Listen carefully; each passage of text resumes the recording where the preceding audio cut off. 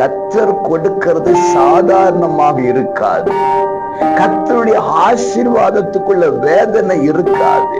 கர்த்தர் கொடுக்கிற நன்மை வாழ்நாள் முழுவதும் நீடிக்கும்.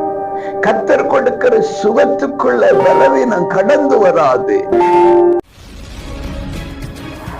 அன்பு உறவுகளே, கர்த்தர் இயேசுவின் இனிய நாமத்தில் மனதார வாழ்த்துக்கள். ஏசப்பா உங்களை ஆசீர்வதிப்பாருங்க. சங்கீதம் 81:16 உச்சிதமான கோதுமையினால் அவர்களை போஷிப்பார். பிரியமானவர்களே, கோதுமை உணவு என்பது ஆரோக்கியத்திற்கு அடுத்த உணவாக வேதம் சொல்லுகிறதாய் காணப்படுகிறது.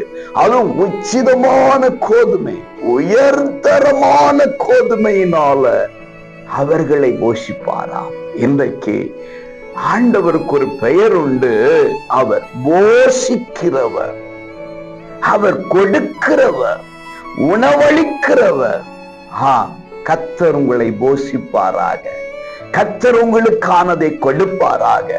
யோசித்து பாருங்க, கர்த்தர் கொடுக்கிறது சாதாரணமாக இருக்காது. ஆகவே உங்களை போஷிக்கிறவர், உங்களுக்கு கொடுக்கிறவர், உங்களுக்கு கொடுத்துவிக்கிறவர் நலமானதை கொடுப்பார், பெஸ்டானதை கொடுப்பார். எப்படி சொல்றேன்? Best yet to come. நலமானது வர காத்திருக்கிறது.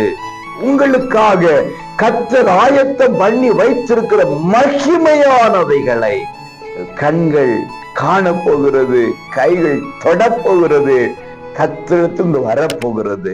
அவரை பிடித்துக் கொள்ளுங்க, வார்த்தையை பிடித்துக் கொள்ளுங்க. இவை அனைத்தும் உங்களுக்கு வருகிறது.